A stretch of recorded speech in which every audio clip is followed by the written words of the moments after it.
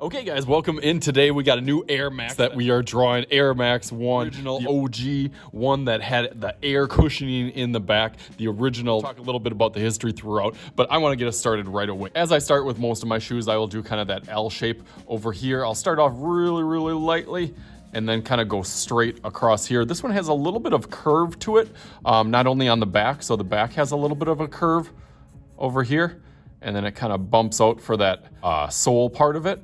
And this one kind of goes down and then back up a little bit, almost to the, the full part of the paper. So that's our kind of L shape for this one.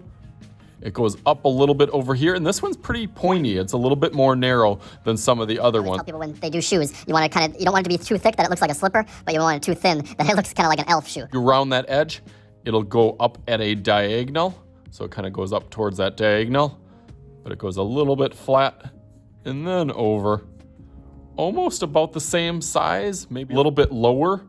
It starts to curve down to where your foot goes in.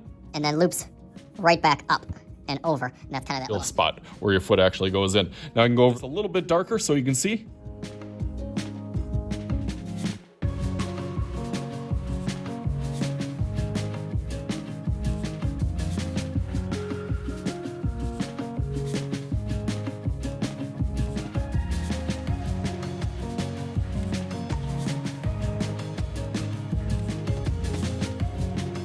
Around in that corner.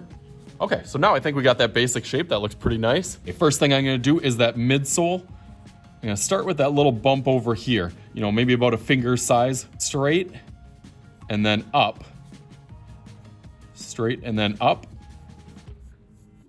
Down a little bit. It kind of has a little bit of a slope to it as it's kind of falling down the hill here. And then it kind of meets up. And then goes to really sharp right at the edge over here. As this kind of comes, they both kind of come to a little bit of a point at the beginning there. And again, that's why I start off lightly. I can always erase little lines. I don't make it kind of perfect. The more I go over it, the better that I get. The more practice that I have, the better that I get. I'm gonna put a little bit of a notch, maybe 1 and 2 over here. That's kind of that back little cushion part. And the real cushion comes with that air pocket, that little see-through part that Tinker Hatfield, designer of this and creator of this, to cut it open and almost visualize and give people kind of a sneak into that technology was a groundbreaking thing. There's a little documentary that I show my students of how he kind of came up with that. It's a Netflix series on abstract Hatfield's story, but it's really good at talking about this part of how that idea was not a popular idea to have that air pocket there. And now it's like they're selling not only shoe, but like system and cushioning and marketing thing that they do, because literally as like a 10-year-old boy.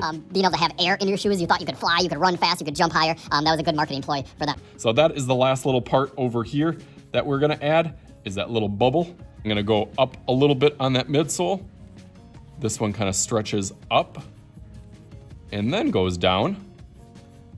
Gets a little bit thin. And then kind of jets up a little bit. Got a little, almost like a wing or a little fin over here. But that meets up with the other side, and I want to get that other side so they kind of match out. So sometimes I start on this side and go on this side and kind of bring them together. All right, so this one's got a little bit of a curve right at the top, and then it starts going all the way straight back here. Dips down a little bit at the end. And as this goes up, it quickly comes down, goes a little bit low, and then right back up. So again, kind of like that roller coaster or like a Z or S. Okay, cool. Couple more parts. Right from that slope, piece goes up and then over and then back towards the top. Again, kind of got that curve, right? Maybe a finger or pencil's width in front of that. I'm gonna start this one, and then that one meets up over here. So you can see again how I kind of play with some of those spaces to get it just right. Start out lightly until I feel kind of confident on there. All right, that's looking better now. Now let's go over to this part. Again, I'm kind of playing with that proportion. I know one of them bumps up here and goes down, but it meets kind of right in the middle of this slope over here. That's eventually where we're gonna fit that Nike symbol into there. Nice, I like that. And then let's do that Nike symbol. Starts off skinny, goes really quick diagonal. I'm gonna do the top. Usually I do the bottom part of it first, but this kind of goes nicely from here and then loops right down at that diagonal and then loops up, almost pointing like right directly up here, and then a little bit thick and follows that same kind of curve right around. So it's kind of like a J shape and then meets up here. So really thin and then gets a little bit thicker. And a little bit thicker. All right, definitely starting to look like it now with that Nike symbol. Pretty close to this. This will kind of arch over here, but then there's like a wavy line that cuts right up here. That kind of matches over here. One little more bumpy kind of line in here, and then there's like an eyelet in here. All these little details, the more detail you do, the more that it'll look a little bit more realistic. It made me think as I was doing the Nike symbol, which usually points up towards the tongue, that I did not do the tongue. Again, I know by doing this little line that tongue stretches out here a little bit more and then goes up and matches up with this line. So I can add that little curve right in there. And I think we got our Air Max. That looks pretty good. I'm gonna add some of those little details that I was talking about, outline that in Sharpie, and let's go through that real fast.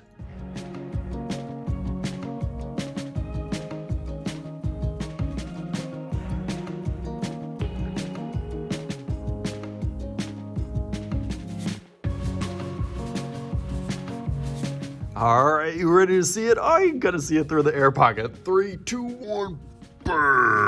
All right, I was using these are like the only Air Maxes that I actually have. So now it is like a coloring sheet. You can flip it and color it however that you want.